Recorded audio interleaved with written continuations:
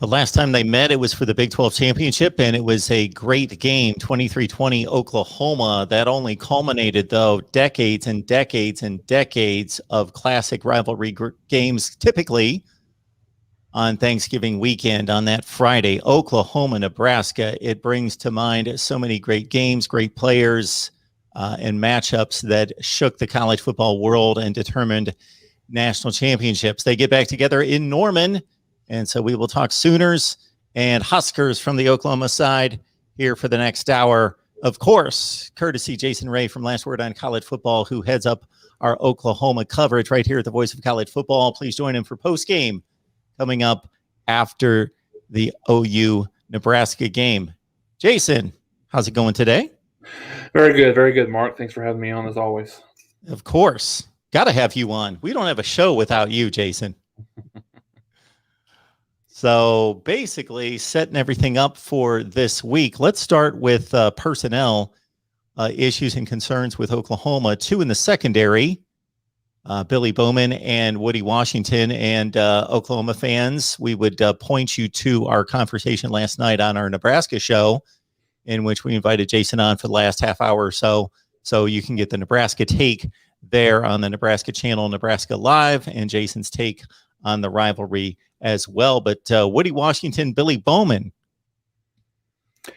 Yeah, so two components of Oklahoma's secondary that, quite frankly struggled a little bit against Tulane. Was better, obviously, against Western Carolina, but still those are two starters in the secondary with Woody Washington and Billy Bowman. As you mentioned, Billy Bowman had a little bit of a hamstring thing that happened really early in the game on Saturday against Western Carolina. So as we talked a little bit before last night, as you mentioned, Mark, these hamstrings are kind of funny just in terms of how long. You never really know exactly how long it's going to take. It could be a slight tweak that could, kids could get over it in a week, or it could be something that really kind of bothers him all year long. So, not sure to the extent, but it looks like he's doubtful for this game as well. And so I think Oklahoma's looking at some different options at the nickelback position.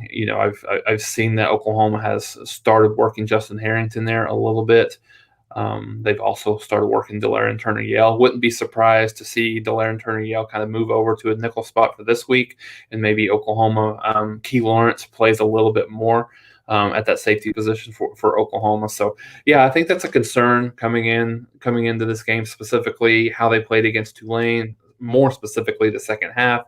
But then, with the best team that Oklahoma has faced here in the non-conference schedule, to be missing two starters is concerning. Also, we had talked off air. Brian Darby, I believe, is out as well for Oklahoma at the wide receiver position. So, having him out plus Theo Weiss, starts to question that depth a little bit at the wide receiver position. Oklahoma has looked pretty solid, a little bit better than what they were last year in terms of the product. So I think you've got 3 or 4 guys that are probably playing maybe a little bit more minutes than maybe they have in the past couple of weeks. So Marvin Mims, Mario Williams, Jaden Hazelwood, Mike Woods. Those are the your 4 main guys, and then you've got Drake Stoops as well. So maybe not as deep here, but not as big of a concern at the wide receiver position as maybe the secondary. Brian Darby, 4 catches, 42 yards through the first 2 weeks. Bowman and Washington both with 5 tackles. Bowman with a tackle for loss.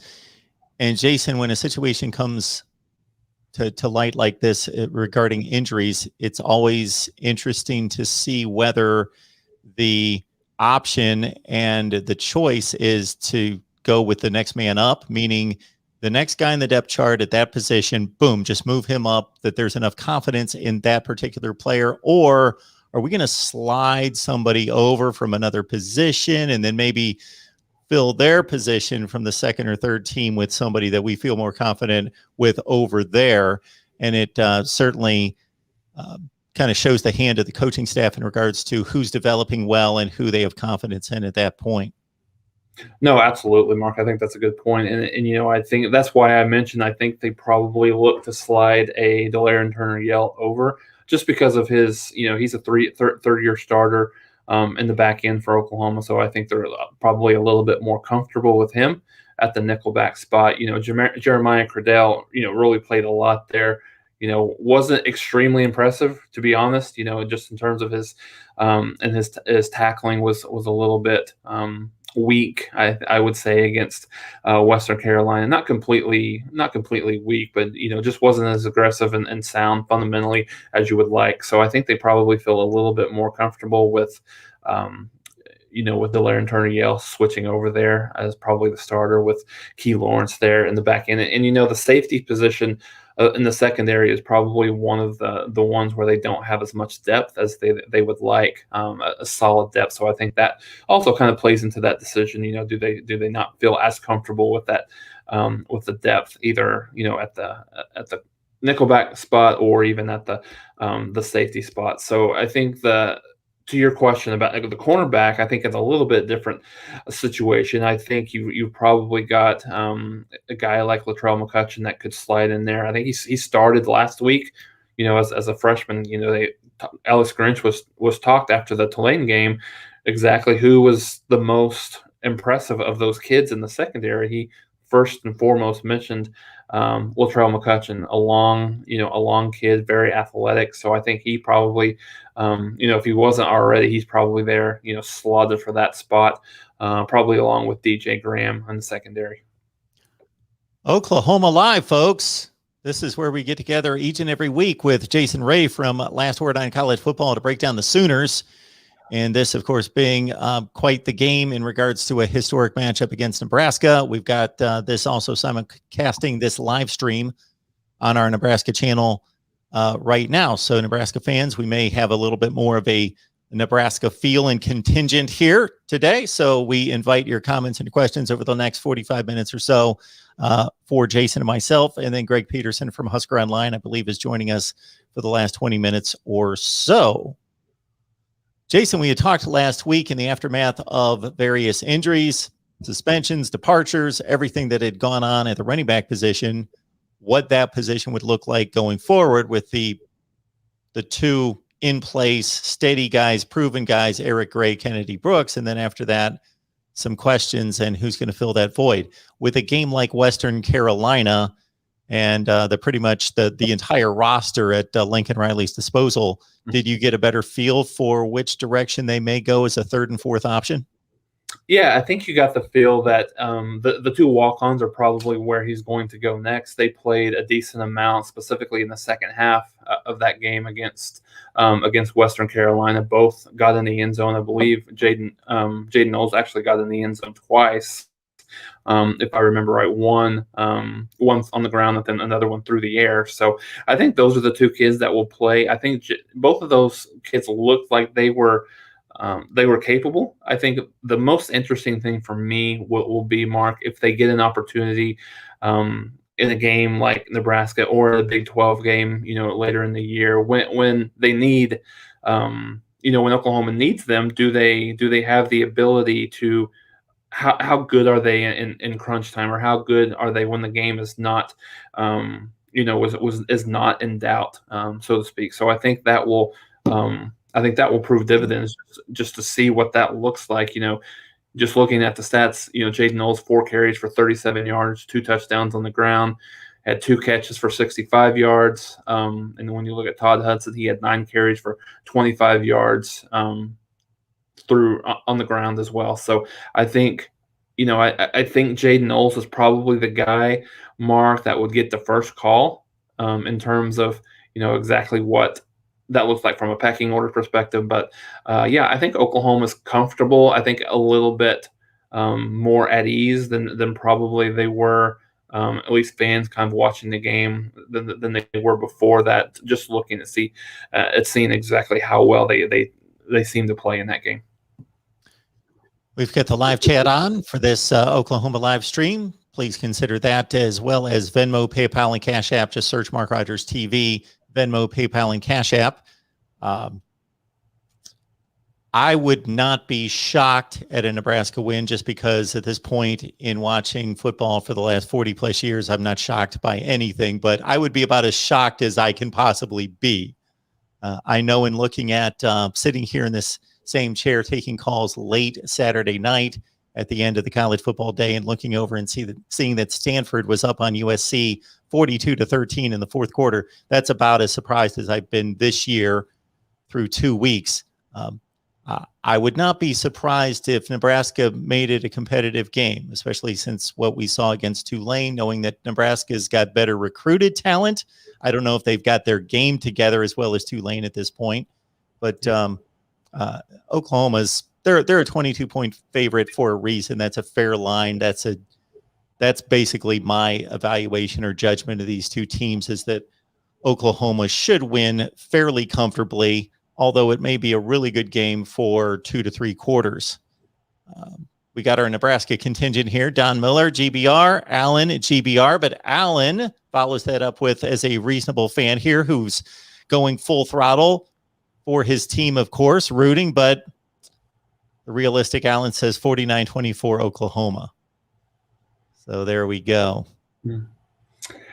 Yeah, I mean, I think, Mark, the thing that I keep going back to, just kind of looking at this game, is you can look at Nebraska as sort of maybe even kind of like a wounded animal coming into this game, in terms of, they have their backs to the wall a little bit. I know it's critically important for this Nebraska program and Scott Frost to at least get to a bowl game. I think that would be a huge, huge win, I think, just overall for this program. And like I said last night, really a very proud program that's been humbled a little bit over the last few years. So, how do they react in a big-time game like this? I know they've played, in the Big Ten. They play, in Michigan. They played in Ohio State. So they're used to, maybe the big stage, but, on the national stage more so than they have in the past. How do they react to that? Is this the Nebraska team that we saw against Illinois, or is it the Nebraska team that we saw this past week against Buffalo, which wasn't great? Buffalo's not a great team, but they're a respectable mid-major team. So yeah, I think it'll be very interesting to see. I could see, honestly, Mark, I could see situations or scenarios where it could get out of hand a little bit, in terms of, and when I say out of hand, 31, 35 point victory. But I could also see, a situation, what's interesting is, I'm going back a little bit, Mark. This reminds me a bit of Alabama in 2001, 2002, when Oklahoma played them. They were down, a program that had a lot of highs before that, and obviously after that they've had, but they were, kind of on their way back, Saban what obviously wasn't, coach at Alabama yet, but really a proud program. Oklahoma, they played Oklahoma extremely tough. I think Oklahoma was probably somewhere in the neighborhood of the favorite that they are now against Nebraska. And you saw in that game, Dennis Francione was the head coach at Alabama at that time. They had a couple of fake field goals. They had an onside kick. So they were a team that just really pulled out all the stops in terms of doing anything and everything that they could to win this game. And they took Oklahoma. Oklahoma had to come from behind late to win that game. So I could definitely see a situation like that occurring as well. Greg Peterson from Husker Online joining us for the last portion of the show. He has said this. It's been backed up certainly by a number of fans in the chat, that the Nebraska football team looks more like a high-end Big Ten team than they did a couple of years ago, that Scott Frost has really targeted strength and conditioning, nutrition, all those things, and that the line play, not necessarily the line play, but the look at the athletes coming off the bus is more in line with what you would expect. The play hasn't caught up to the look of the team, but at least they are going out there against what would have been in previous years, Ohio State, Wisconsin, etc., and line up and look like they aren't just going to get blown off the ball physically, that they've worked on that side of the program. We're going to have to see a Nebraska offense that we haven't seen in years to keep up with Oklahoma, even if the defense does its job, because the Nebraska defense, it's not great. It's a very solid unit, though. They're good on defense. They brought back 10 starters. I don't know how much exactly he's playing, but they brought in a 5-star transfer from Ohio State Tyreek Smith to play a corner. And so that would be their 10 starters plus bringing in a former 5-star. The defense played well last year. They've gotten off to a good start playing well this year. The defense is not the issue, but you can only ask a defense against an Oklahoma offense to do so much that this offense is just not showing me anything. I did not see the Buffalo game. I did not see the Fordham game. I watched them against Illinois, and I think because they played all Big Ten games last year, I watched them basically every game last year, and the offense just is void of playmakers and is not getting that push up front. The quarterback is a turnover machine and has been in the past. So it's going to have to be an offensive display that we have not seen out of Nebraska. No, you're absolutely right, Mark. And just, I've looked a little bit. I watched bits and pieces of the Buffalo game on Saturday, but I've rewatched some of it. And I think that's the thing that this morning I watched some of it. I think the thing that I come away with is exactly what you had said, the lack of playmakers, really, Mark, at the skill position perspective. When you look at Adrian Martinez, he's got, 728 yards passing through 3 games, but only has 4 touchdown passes in those 3 games combined.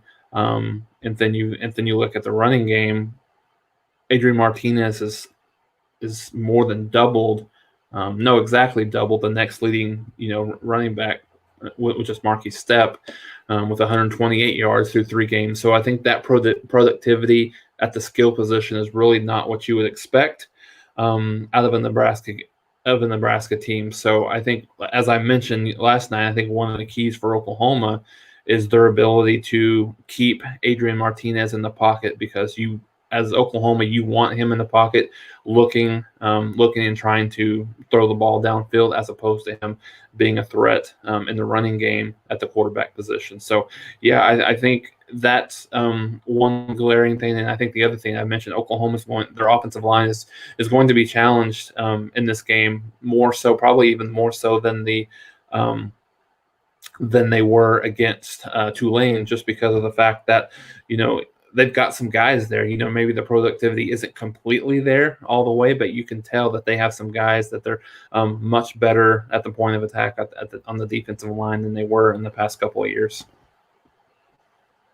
Sooner Thrawn is telling us that Alex Grinch will be daring Adrian Martinez to throw,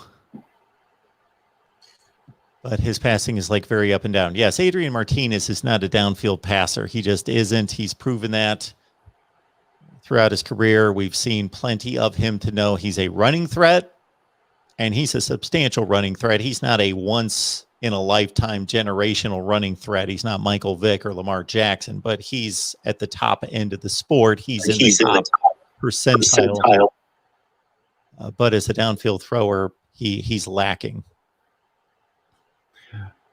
Yeah, absolutely. I think, and that's why I had mentioned on a couple of occasions, I think it's just so important for Oklahoma to be able to keep him in the pocket. So I think lane and rush integrity is going to be really big for Oklahoma, specifically on the ends. So, Oklahoma's played a lot of kids.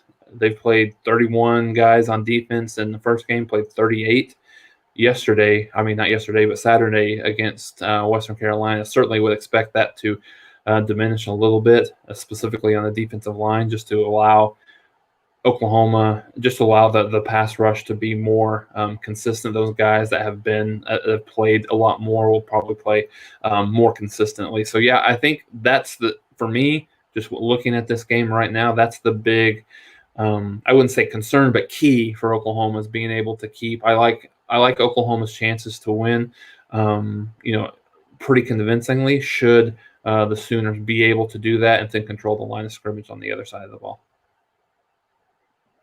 Don Miller going with Big Red 27-21. There you go, going with the upset with the heart. So you had made the comment last night, Jason, that some rivalries are built on hatred and some are built on respect. This was more on the respect side versus the Texas rivalry built more on hatred, which now the two clubs are moving on to the SEC, and there's some type of strange brotherhood or synergy there that's moving on to the SEC. But you don't expect any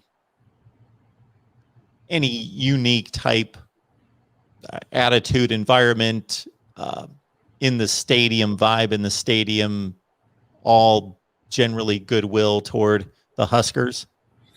Yeah, I think so. Mark. Like we mentioned last night, this rivalry has been built on mutual respect for for the decades of the 70s, 80s, and even the 90s when Oklahoma was down, but still very much built on respect. I know there was a lot of people that are a little bit some people were a little bit taken back with, what they felt like Nebraska running up the score a little bit in the 90s with some of Oklahoma's teams, specifically that 69-7 game. And I believe it was a 71 or 78-28 game in that neighborhood, and 96-98. So, but I think other than that, there's just a lot of excitement, I think, in the state of Oklahoma for this game being back. Having said that, these teams haven't played each other in 11 years, so I would venture a guess, hardly any of these kids even know anything about the rivalry outside of anything that they've just been told. So I think, I wouldn't expect anything other than mutual respect. However, with the kids on the field, you never know. But especially with Oklahoma and the fact that, they're probably, I would assume that their interest and intrigue in this game, being how they played against Tulane and then being Western Carolina, what it was, I think it should be sky high. So, obviously when you have emotions like that, you have to have your emotions in check early on. But yeah, I think I would expect nothing but the mutual respect that we've seen for years and years. Folks, we've got some gear available at the voiceofcollegefootball.com. Just go to voiceofcollegefootball.com, go to the top of the screen, and you will see our store there. And then you can search based on various items, or you can just go to the particular team page, as you see right there with Oklahoma fans, Nebraska fans, anybody in the Power 5, you're good to go to shop around there. Also, if you would like to write for us at voiceofcollegefootball.com, go to the top of the screen as well. You will see where it says simply write for us. Click on that and go from there, and you will be contacting me directly about a writing opportunity at the Voice of College Football. So again, voiceofcollegefootball.com, and you can check out our gear right there. Lost my train of thought of where I was going to go to next. Shoot. Check out Jason's work on Last Word on College Football. Is there anything in particular that you're hitting this week, Jason? The one thing that we did earlier this week was really kind of go back and look at the really a 50-year rewind of that game in 1971. Then we'll have more of kind of a preview later on in the week, as we just kind of from an analysis perspective, just looking at the game in a little more detail. Very good. Oklahoma, Nebraska. It's a noon game Eastern time, so that's 11 o'clock local time. Can't imagine a lot of people are happy about that necessarily, but that's what it is for, I believe, Fox Sports, correct? That's correct, yeah. Yeah, there's been a lot, Mark, made of this 11 a.m. kickoff, and it's one of the, I think, believe it or not, it's one of the things that's been kind of in Oklahoma's crawl in terms of what that TV deal has looked like, and I'm not going to say it's the main reason that Oklahoma has made the move to the SEC, but it's one of the reasons. So, and I think the big thing is Oklahoma had a lot of things that they would have liked to have been able to do throughout the day on campus, just in terms of commemorating this 50-year anniversary of this game, and just 11 a.m. kickoff doesn't really give as much opportunity to that that they would have liked. So yeah, I think now that it's here, I don't think too many people mind, but I think really from a planning perspective, there was just a lot of a concern and just a little frustration with kind of the continuous and more of their feeling of their lion's share of 11 a.m. kickoffs, especially at home. Got Greg Peterson chiming in from Husker Online on Rivals. And again, everybody can go to our Nebraska discussion last night on our Nebraska channel with our Huskers live show that we have each and every Tuesday night with Greg. And Jason joined us for that conversation as well. So now we get the invite to Greg to join us for our Oklahoma. So welcome to enemy territory, Greg. Sooner. How's it going, Jason? How's it going, Mark? Good. How are you, sir? Good. What's going on today? Oh, I just got back from working out in the cornfields, like we all do in our spare time here in Lincoln. That's what the rumor is. Yeah. That's what everybody does, right? That's the only occupation in the state, right? Exactly, yeah. We have to get up around here about 4:30 a.m. and make sure that we get all that corn worked over before we go to our day jobs. It's funny. When I moved here, I'm in Connecticut. I've been here for 21 years. A certain company brought me here.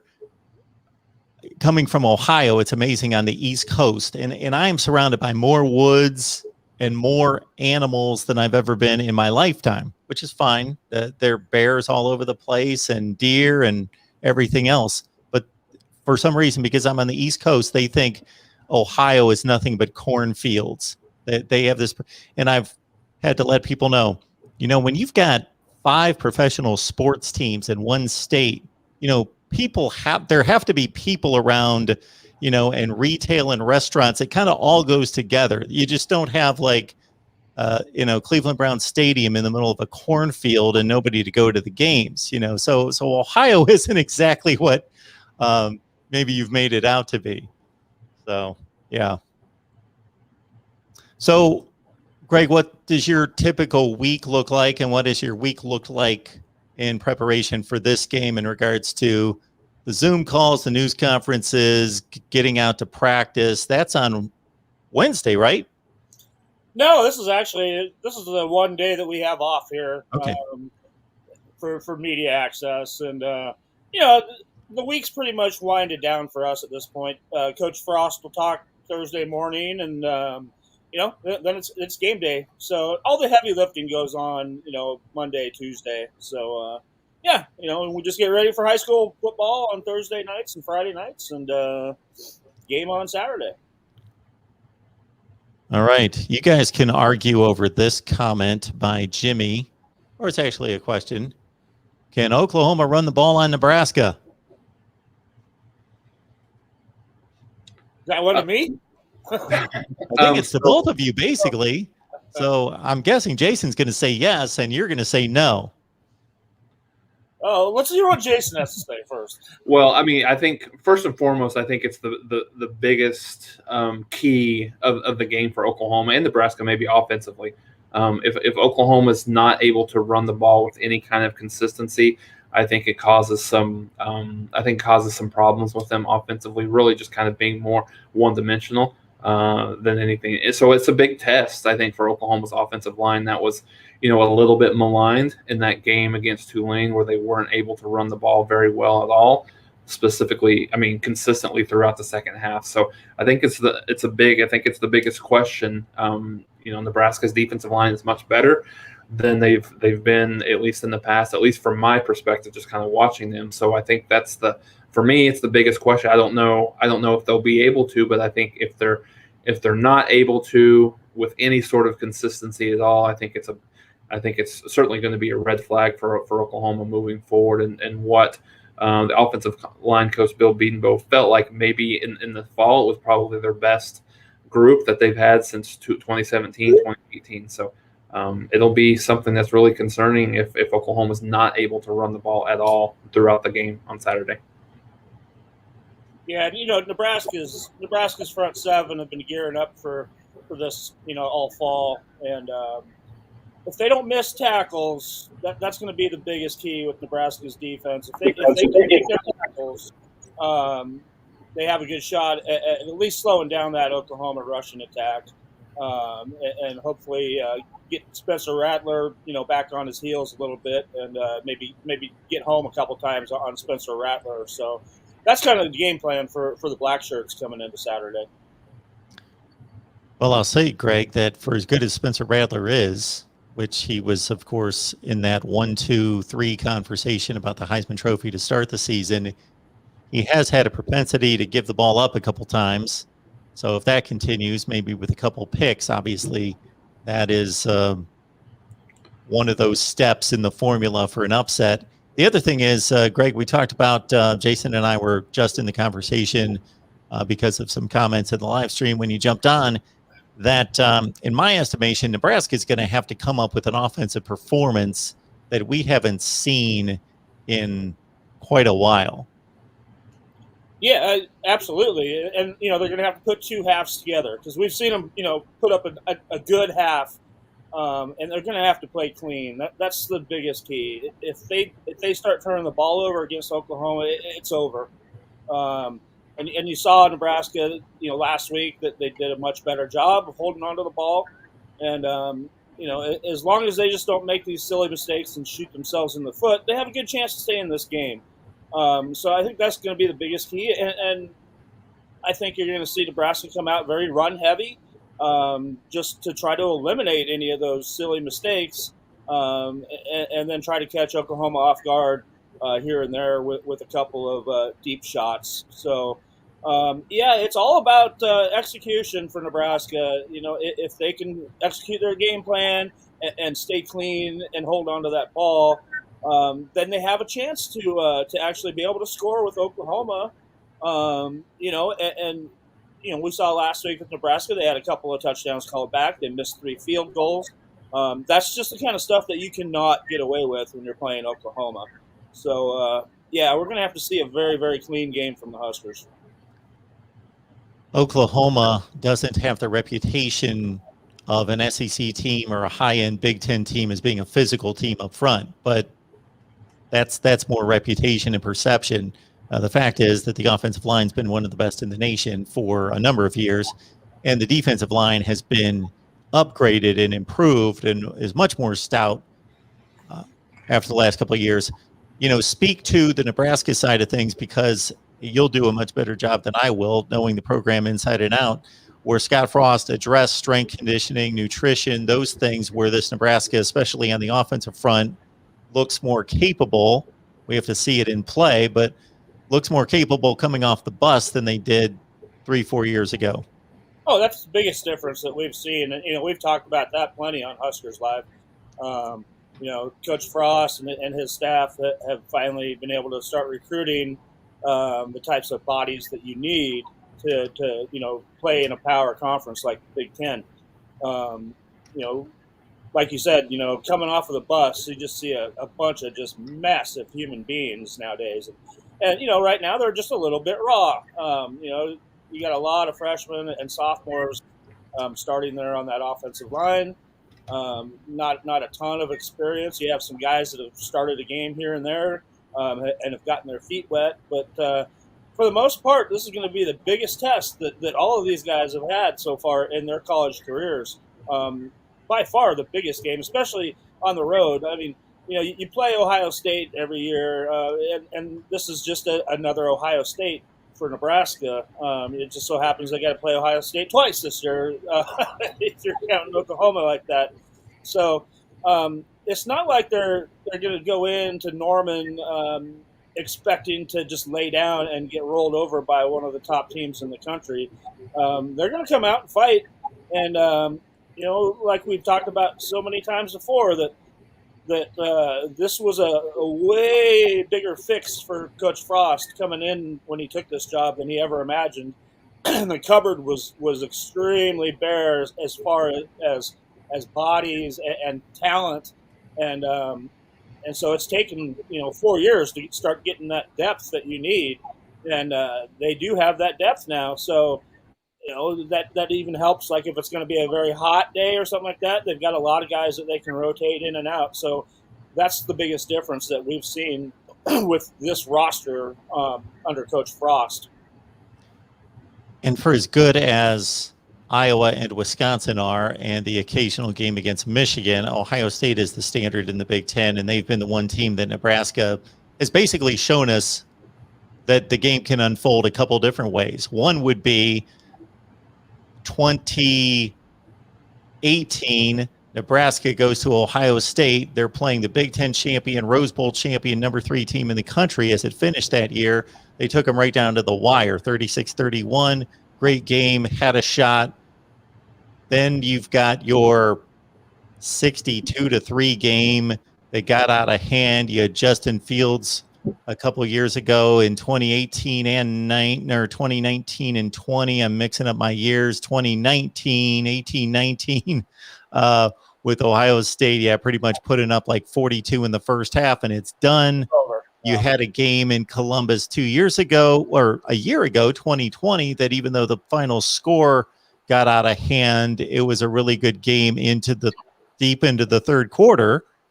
And so, yeah, it's going to be Oklahoma kind of being in place of Ohio State, whether Nebraska has one of those where they're able to do all the right things, keep the football in their hands, and make it a game, or that if they make some mistakes early, ouch, it can unravel pretty quickly. Absolutely. I mean, that's been Nebraska's bugaboo here. They come out and they play a half like that, and you think that hey, they've turned things around, but all of a sudden, a couple of mistakes just kind of mushroom into about 30 points from the other team, and all of a sudden the game's over with. So yeah, I mean, we really have not seen Nebraska put together two solid halves of football. I cannot remember the last time that we saw that. And maybe they're due. Maybe it's their time to shine a little bit. And I'll tell you, they're not intimidated going to play Oklahoma. They're not in the least. They're looking at this as an opportunity, a big time opportunity to prove the country wrong. For the overall thoughts about the Cornhuskers and their program moving forward. All right, Greg. Samuel wants you to explain your hat. Yeah, Sam, if you can read that there, that says beef jerky on it. That has nothing to do with Texas. We hate Texas here just as much as you guys do, maybe even more. This is a branded hat for Nebraska's center, Cam Jurgens.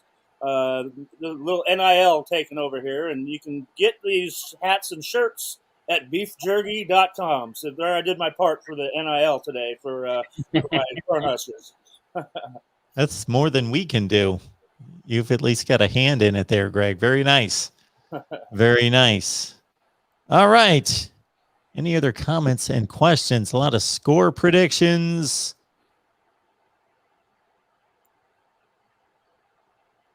Yeah, none of these predictions are going to shock me, that's for sure. That's what I said to Jason right out of the gate. I said nothing's going to shock me. I've been watching college football for 45 years, so I could see Nebraska hanging in until the very end. I could see Oklahoma making it a track meet early and it getting out of hand. Who knows? Yeah, as Huskers, following the Nebraska team, most people probably expect that prediction to hold up there that we just saw. So, that's what Nebraska's working against there. That's what they're, they're ready to prove people wrong and maybe have that prediction a little bit closer of a score. Guys, did they have a scheduled game for last year? No. And this is the second in the home. Okay, this is the first in the home and home. Yep. Okay. Yeah, I was gonna say next year's the return trip, I believe. Yep. Now this was Tom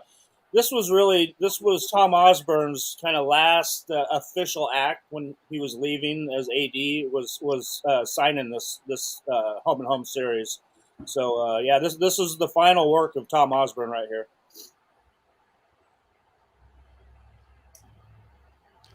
And Greg, you think they should play every year? Jason, do you have any thoughts about Nebraska, Oklahoma as a series? Yeah, no, I think it would be great. I mean, I know Oklahoma probably has to take in consideration the game in, game out schedule that they'll have in the SEC. But no, absolutely, I think it's a game that they should. If they're not playing it every year, they should play it much more often than they have been, given the fact that they haven't played each other in, I believe, 11 years. No, so absolutely. And it would be great to have this, be a recurring series, but quite frankly, we really don't know what's happening with Oklahoma and Texas going to the SEC and the Big Ten aligning themselves with the ACC and the Pac-12, and who knows if there's a boycott that you can't ever schedule an SEC team again. And, there's just so many things up in the air right now, but that are going to have to work themselves out before you can even start talking about scheduling down the road here. I got to say, I don't really understand having an alliance that involves scheduling if you're not going to shut out the SEC. Yeah, it makes no sense. It's just they're just being, they're trying to flex their muscle because they feel like the SEC is, trying to take over, and it's just such a weird situation with politics and everything. And I think it'll all work itself out here eventually. Those three conferences already schedule non-conference games against each other anyway. They can schedule as many as they want against each other, the individual schools. But if you want to make an alliance, I think you either it's all just for show, or you actually do boycott the SEC. And if you've got an alliance with each other, you say we only schedule non-conference games against each other. And basically what you're doing to the SEC is you're giving them a very unattractive non-conference schedule to try to take advantage. Yeah. It's bizarre. It really is. And you're basically saying we'll see you in the playoffs. Right. Yep. And see this, I think, and a lot like your question originally also came up because Nebraska was originally supposed to play in Ireland here to kick off the season, and that's what all the controversy came up with when people thought Nebraska was trying to dump Oklahoma off of their schedule, and that's not the case whatsoever. And that was just trying to move your schedule around a little bit because they didn't want to just play a game here against Illinois and then have a bye week. So that was where all that controversy came from. Just Nebraska trying to just move their schedule around a little bit to make it a little bit more accommodating early in the season. We've got about 7 or 8 minutes left. Was there anything, Jason, you would like to hit on? No, I think the one thing that you guys had mentioned a little bit, Oklahoma has, from a turnover perspective, I think turnover, obviously it's very cliche to say turnovers are going to be a big factor in the game, but Oklahoma's forced 6, in just the first 2 games, but they've also given the ball up. I believe they've got 3 turnovers themselves. So I think, obviously both quarterbacks are a bit of gunslingers, so to speak, have a propensity to turn the ball over. Not necessarily real, good from a ball protection perspective. So I think, it might end up that one of the teams, if Nebraska is able to be +2, +3, +4 in the turnover game, then, that might be a recipe where Nebraska is able to stay in this game through the end of the fourth quarter. Absolutely. That's Nebraska. That's what they're hoping. I mean, as long as Nebraska isn't the one giving the ball away like that, and with a very opportunistic defense so far, and a defense that is going to come to play, that's what they're hoping. They're hoping to get a couple of turnovers. They're hoping that Spencer Rattler gets rattled and throws a couple of picks, and you got a hungry Nebraska defense. Like I said, a very proud defense that is really looking to show the country just what they're all about, and that they're one of the top defensive units out there. Greg, Oklahoma fans and Oklahoma, the football program itself, not happy with a ton of 11 a.m. kickoffs. How does Nebraska feel about that? Hate it. Just absolutely cannot get out of that 11 a.m. hole, it seems like. Last week against Buffalo, you finally had a regular 2:30 kickoff that we're used to having around here, and to have Oklahoma Nebraska, the 50th reunion of the game of the century, one of the top rivalries in college football. One of the things that make college football special is Nebraska versus Oklahoma. And to have that at an 11 a.m. kickoff game is just ridiculous in everybody's mind around here. That should be at least a 2:30 kickoff, if not a primetime network game on Saturday night. That's something that every Oklahoma fan, every Nebraska fan, they're going to grab their families, gather around the TV, and watch Oklahoma, Nebraska, and kind of relive some of the old days.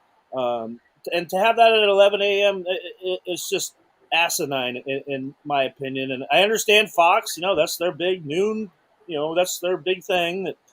And and it also, it kind of depends on what else is going on during the weekend. But yeah, we hate these 11 a.m. kickoff games around here, and especially when it's a home game, you got to be at the stadium by 8 in the morning, and it turns out to just be just a horrible day all the way around. And yeah, we're getting real sick of these 11 a.m. kickoff games. But you know what? Bottom line is you got to win games. To get those primetime games, you got to be a winning program again. And if you're in the bottom rungs of the Big Ten, you're going to get stuck with those 11 a.m. kickoffs for most of the time. But if I was Oklahoma, I'd be the ones that are really upset about an 11 a.m. kickoff game. Yeah, in terms of being a primetime game or being considered that type of game, what you just said, I'll say yes and no to, because you're generally right. The best games, the best matchups of the day get pushed to the prime time. But then Fox, with his counter programming, basically takes the next tier of games, or what is their best game of the day, that goes to noon. So everything else gets filtered to the middle of the day, where Fox is going with this counter programming. Our big game is noon Eastern time. Ohio State, Oregon was last week. Yeah. So depends what network you're on. Well, yeah, and that's for those of us in the media that are at a game, makes it real hard to watch like an Oregon Ohio State game. I had to find out who won. I was down on the field during the Nebraska game, and you had to look up and see them, or see the highlights being played on the big screen and to find out that, oh my God, Oregon won. Yeah, it's just, I don't know. It is what it is. It's all run by TV dollars, so that's just the way it's going to go. And the thing that I don't like about it is, like, these programs have a lot of fans across the country. A lot of people that live out on the West Coast. And do you want to get up at 8 o'clock on a Saturday morning and tailgate and watch your favorite team? Have your oatmeal there with a little bit of football on the side? I don't think that sounds very fun. Well, the West Coast is another dynamic that really can't be solved. I've talked about that a number of times and won't get into it here since it's Oklahoma, Nebraska, but it's just a time zone issue that's not going to be solved. It can only be worked around, because you screw somebody based on these West Coast. They don't want to be, from a TV standpoint, they don't want to be on late at night on the East Coast because they want to be seen as relevant, but then they're never going to play a primetime game. Yeah. Locally. So anyway, Jason, anything else that you've got for us? Oklahoma, Nebraska coming up, and of course you got the post-game show after the game right here. No, I think in Oklahoma we echo, Greg, your sentiments on the 11 a.m. kickoff. I think it is what it is with Cox, but I think I talked about this a little bit before you came on. There was a lot of things that Oklahoma had planned for this game, kind of locally behind the scenes stuff throughout the day, just kind of commemorating the 50-year anniversary of the game of the century. And, there was just a lot of things that Oklahoma wasn't able to do because of that. So I think, the game will still be great. I think it'll be, probably one of the most watched games in the country this weekend, just because of what these two teams are from a name perspective. But yeah, so I'm super excited for it. I think it'll be a good game. I tend to think it'll be a little bit closer than the experts think, so to speak, within that 22-point spread. But looking forward to it. I think it'll be good. Sam is letting us know that he lives in Hawaii. He has to get up at 5 a.m. to watch an 11 a.m. game. It's brutal. Ouch. I wouldn't even go to bed. I wouldn't trust myself to have that early. And then we've got Matthew on the other end, who's saying, basically, I don't know where Matthew lives, but he's basically saying, I hear that there's people on the East Coast that stay up till 1 or 2 o'clock in the morning. Well, here you are, right here. Yeah. I noticed in looking at this week's schedule, it wasn't necessarily the type game that I care that I'm watching, but if I'm going to be up and who knows, still wanting to watch 15 hours of football, I guess, there's a game on that doesn't kick off till 12:30 Eastern. It's like Hawaii might be involved. Hawaii and Oregon, baby. that game's not going to be over until after 4 o'clock in the morning. Yep. All right, guys. Well, let's have a good one on Saturday. Oklahoma, Nebraska, just like the good old days. That's right. Yeah, really looking forward to it. This one that when you saw Nebraska, have this on the schedule coming, I'm talking 10 years ago, you were already excited for it. You had a home and home against Colorado, and nobody really cared about that one. But yeah, people circled this one years ago and have been waiting for this day, and it's almost here. And it really should be a good one. I'm looking forward to it, and I think that the Huskers are going to play a little bit better than a lot of people around the country think they're capable of playing. Nebraska fans, we've got the post game for you on our Nebraska channel right after the game, and Jason's going to be right here on the OU channel right after the ball game to talk with you. I've got 6 live streams just like this the rest of the day. Ohio State right now, 1:30 Eastern. Michigan at 5, Florida State at 6, Miami at 7, Iowa at 9. So let's just keep track of the next one. Ohio State coming up at 1:30 Eastern time on the Ohio State channel. We'll see you in just a second. Jason, thank you for all that you do here on the Oklahoma channel each and every week. Greg, we appreciate you stopping by and being a guest for once. Yeah, had a lot of fun. I like Oklahoma fans. I really do. Get back to the cornfield. You got work to do. Yeah, absolutely. You'll bust my butt and earn my keep.